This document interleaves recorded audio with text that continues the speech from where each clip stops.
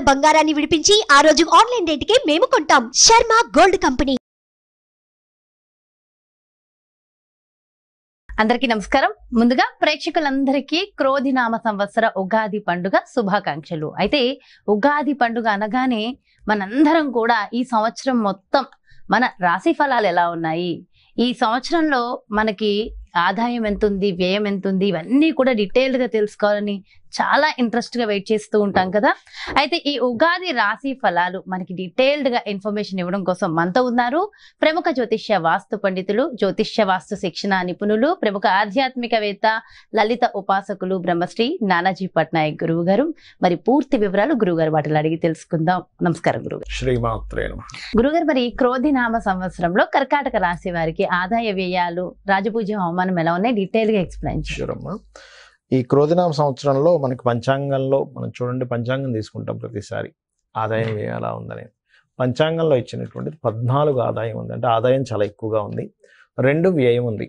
అబ్బో, చక్కగా 2 చాలా బాగుంది. ఎందుకు అంటే గురువు యొక్క దృష్టి, గురువు యొక్క స్థితి బాగుంది అనేటువంటిది అక్కడ చూపిస్తుంది కొంతవరకు. కాకపోతే దీనికి నేను ఇంకా అంటే ఆదాయం వ్యయం బాగానే ఉంది, కాకపోతే రాజ్యపూజ అవమానం మాత్రం 6 ఉంది కర్కాటకం వరకు. అంటే మెచ్చుకునే వాళ్ళ సంఖ్య 6, ఇబ్బంది పెట్టే వాళ్ళ సంఖ్య కూడా 6గానే ఉంది. అంటే మనం ఏదైనా పని చేస్తాం, అందులో ఏ తప్పు ఉందా అని వెతుకుతూ ఉంటాం కొంతమంది. చూసుకుంటే ఈ 6 ఎక్కువ ఉండడం మంచిదే. అంటే దేనికి? రాజ్యపూజ్యానికి. అవమానించే వాళ్ళ సంఖ్య మనం కోరుకోం కదా ఎక్కువ ఉండాలని.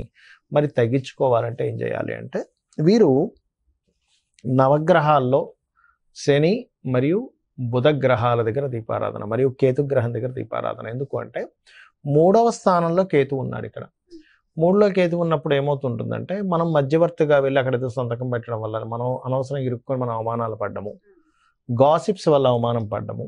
అదేవిధంగా అంటే వేటి వల్ల వస్తాయి అవమానాలు చెప్తున్నా, మధ్యవర్తి వల్ల, గాసిప్స్ వల్ల, అదేవిధంగా మిస్కమ్యూనికేషన్స్ వల్ల. మనం ఒక మాట చెప్తే అవతల వాళ్ళు ఇంకొక రకంగా తీసుకుంటారు. మనం చెప్పింది కంప్లీట్ పాజిటివ్, కానీ వాళ్ళు తీసుకునేది కంప్లీట్ నెగిటివ్. ఇలాంటివి ఉంటాయి 3rd హౌస్లో కేతు ఉన్నప్పుడు, బుధరాశుల్లో ఉన్నప్పుడు. అందుకని ఈ విషయాల్లో జాగ్రత్తగా ఉంటూ బుధ, శని, కేతు గ్రహాల దగ్గర దీపారాధన చేయాలి. చేస్తూ విష్ణు సహస్రనామాలు కనుక విన్నట్లయితే మిస్కమ్యూనికేషన్స్ అనేవి పూర్తిగా పోతాయి కర్కాటకం వారికి. ఇక ఆదాయం ఏమైతే అలాగో బాగానే ఉంది. ఇక మిగతా అంశాలు కనుక చూసుకుంటే కర్కాటకం వారికి, వీళ్ళకి లాభంలో గురువు ఉంటున్నాడు కాబట్టి మంచిదే.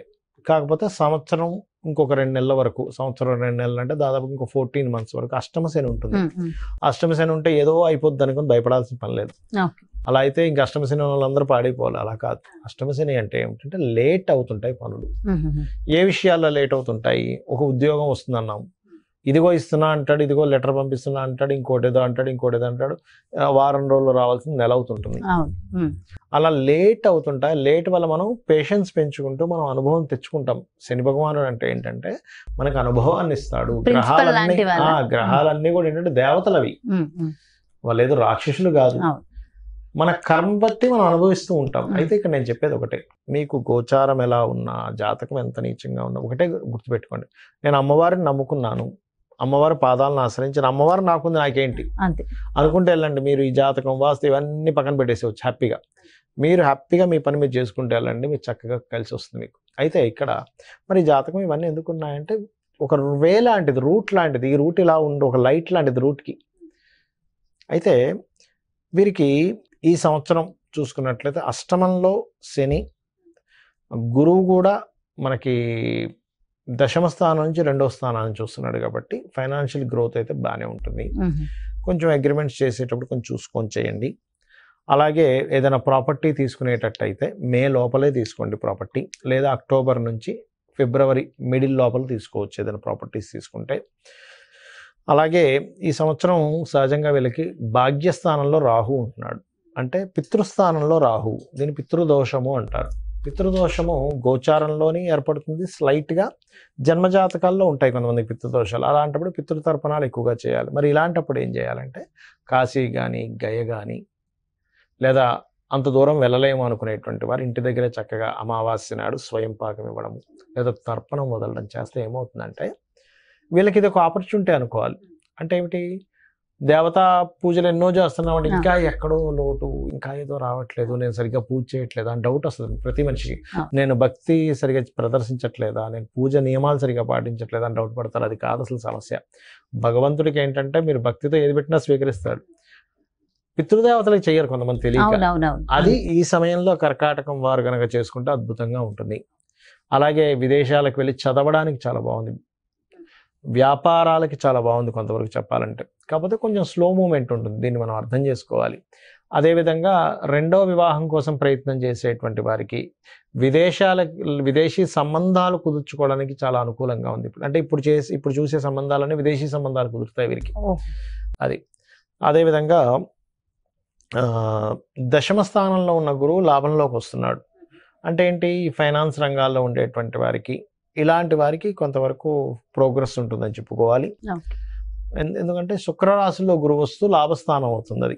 ఇక వీరు చేయవలసిన దేవతారాధన స్కందుని యొక్క ఆరాధన కనుక చేసినట్లయితే అన్ని విధాలా బాగుంటుంది. స్కందుని ఆరాధన కనుక చేసినట్లయితే అద్భుతంగా ఉంటుంది అనే విషయాలు. ఓకే ఓకే, చాలా చాలా చక్కగా వివరించారు గురువు గారు. అయితే ప్రపంచ వ్యాప్తంగా, దేశ వ్యాప్తంగా మొత్తం ఎలా ఉండబోతుంది అంటారు ఈ సంవత్సరం? ఒకటేనమ్మా, క్రోధినామ సంవత్సరానికి అధిపతి ఎవరు, అంటే ఈ సంవత్సరానికి రాజు ఎవరు అనేటువంటి తీసుకుంటే కుజుడు అవుతాడు.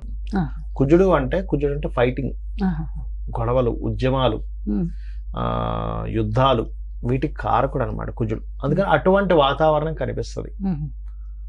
అయితే లక్కీ ఏంటంటే కాలసర్ప దోషం నుంచి గురువు బయట ఉన్నాడు, అది కొంత సేఫ్ ఇస్తుంది. బట్ ఏదైనా కానీ కొంచెం యుద్ధ సంబంధంగా, అంటే రాజులకి ఇప్పుడు చూడండి అప్పటిదాకా అక్కర్లేదు, మనకి ఫిబ్రవరి నుంచే స్టార్ట్ అయింది దాని ప్రభావం. ఎందుకంటే ఈ రవి మనం జనవరిలో మనం చెప్పుకున్నప్పుడు కూడా చెప్పుకున్నాం, కొంచెం ఈ సమయంలో కొంచెం ఈ బాంబు పేలుళ్ళని, లేకపోతే ఈ గొడవలని, కొంచెం ఈ యుద్ధ నౌకల్ని ట్రాప్ చేయడం అని, లేకపోతే అంటే నౌకా దళాల మీద, లేకపోతే నౌకల మీద, అంటే జలరాశుల్లో కుజుడు శని ఉన్నారు కాబట్టి నౌకల మీద అంటే దాడి చేయడం, దాన్ని హైజాక్ చేయడం లాంటివి ఉంటాయని చెప్పుకున్నాం లాస్ట్. అట్లాంటివే జరిగింది ఈ మధ్య అంతా కూడా. అంటే ఏమిటి, ఈ సంవత్సరం ప్రత్యేకంగా కొంతవరకు ఈ యుద్ధ సంబంధించినటువంటి ఈ మనం ఊహించినటువంటి మార్పులు అనేకమైన జరుగుతాయి. అంటే అసలు లాస్ట్ మినిట్ వరకు ఇది మారదు, ఇలాగే జరుగుతుంది అనుకుంది, అది సడన్ గా మార్పు వచ్చేస్తుంది. అసలు ఎవరు ఎక్స్పెక్ట్ కూడా చేయరు, అసలు ఇలా జరుగుతుందా, ఇలాంటివి కూడా జరుగుతుంది అసలు ప్రపంచంలో అన్నట్టుగా జరుగుతుంది. అన్ని మార్పులు ఏదైనా కావచ్చు. అంటే టెక్నికల్ గా హై లెవెల్లో మార్పులు చూస్తాము, రాజకీయంగా హై లెవెల్లో మార్పులు చూస్తాము, గుర్తుపెట్టుకోండి. అసలు మోసాల లెవెల్లో కూడా హై లెవెల్లో మార్పులు చూస్తాం. సో కాస్త కేర్ఫుల్ గా ఉండాల్సిన సమయం because of Saturn Mars combination అలాంటిది. అందులో పర్టికులర్ గా మే వరకు ఈ జాగ్రత్తలు తీసుకోవాలి, మెయిన్ గా మే వరకు. అదొకటి. ఇక మిగతా అంశాలు కనుక చూసుకుంటే గనక, అంటే వీళ్ళు మరి ఇప్పుడు ఈ యుద్ధ సంబంధించిన ఇవన్నీ అనుకున్నాం కదా, మరి రకరకాల దేశాల్లో మన ఇండియన్స్ ఉంటారు, అందరూ కూడా మనుషులే కాబట్టి వీళ్ళెవరూ కూడా ఇబ్బంది పడకుండా ఉండాలి అంటే ఒకటే గుర్తుపెట్టుకోండి, కాలభైరవ అష్టకము, కాళికాదేవి యొక్క స్తోత్రాలు, కాలభైరవ అష్టకం కానీ, నృసింహస్వామి యొక్క స్తోత్ర పఠనం చేయడం కానీ, ఆంజనేయ స్వామి యొక్క ఆరాధన చేయడం కానీ, ఇవి గనక చేయగలిగితే, లేదా మీకు దగ్గరలో గోశాల ఉంది, గోవులకు కాస్త బెల్లము, అదేవిధంగా నువ్వులు కాదు సారీ బెల్లము మరియు క్యారెట్లు, నువ్వులు తినిపించకూడదు, పొరపాటు నువ్వులు అన్నాను, నువ్వులు అస్సలు తినిపించకూడదు, బెల్లము క్యారెట్స్ తినిపించాలి. నువ్వులు దానం మాత్రమే ఇవ్వాలి. చాలా మంది అంటుంటారు, ఏమంటే నువ్వులు మేము తినిపించాలా అని అడుగుతూ ఉంటారు, ఏది పురోహితుడు తీసుకోవట్లేదని. ఎందుకంటే అమ్మ అది ఏదైనా మనకి ప్రెగ్నెన్సీతో ఉందనుకోండి, దాని ప్రెగ్నెన్సీ ఇచ్చినవ్వడం వల్ల మరింత దోషం ఏర్పడుతుంది. కాబట్టి ఇది జాగ్రత్త తీసుకోవాలి. సో కాబట్టి ఈ జాగ్రత్తలు తీసుకుంటే సరిపోతుంది. ఇదంతా ఓవరాల్ గా సామూహికంగా కూడా చేయడం వల్ల ప్రపంచానికి ఇంకొంచెం మంచి జరుగుతుంది కదా గురుగారు. ఇవే కాకుండా ఇంకేమైనా జాగ్రత్తలు తీసుకోవాల్సిన అవసరం ఉంటుందంటారా? జాగ్రత్తలు అంటే ఏం లేదమ్మా, ఒకటి గుర్తుపెట్టుకోండి, నేను చెప్పేది ఒకటే, మనకి ఎప్పుడైనా సరే గ్రహస్థితిలో ఎలాగున్నా, అంటే మన జాతకం ఇలా ఉంది, వాస్తు ఇలా ఉంది, ఇవన్నీ ఎలాగున్నా, నేను చెప్పేది ఒకటే, అమ్మవారిని గనక మనం ఆశ్రయించినట్లయితే ఇవన్నీ కూడా పక్కకు పోతాయి. అయితే మరి ఈ శాస్త్రం ఎందుకు ఇచ్చింది అమ్మవారు? ఈశ్వరుడే స్వయంగా కూడా జ్యోతిష్ శాస్త్రాన్ని ఇచ్చాడు కదా, మనం చెప్పుకుంటూ ఉంటాం కొన్ని వాటిల్లో, మహర్షుల ద్వారా మనకు అందించాడని.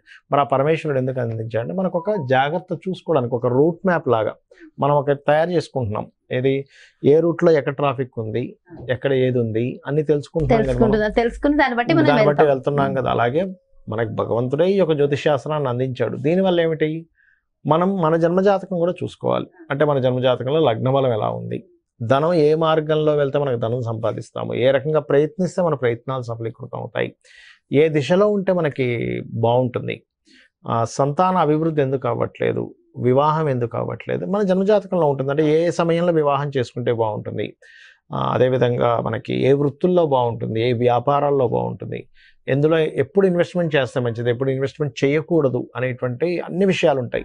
మీకు అనిపిస్తుంది మరి ఇవి అన్నీ మన జన్మజాతకంలో ఉంటాయి, మనం మరి ఈ గోచార ఫలితాలు ఇవన్నీ ఎందుకు చెప్పుకుంటున్నాం అంటే ఒకటే గుర్తుపెట్టుకున్నామా, ఇప్పుడు మీరు షూటింగ్కి వచ్చారు కదా, నార్మల్గా మీ ఇంటి నుంచి ఇక్కడ 40 నిమిషాలు అనుకోండి కార్లో రావడానికి, అదే ట్రాఫిక్ జామ్ అయితే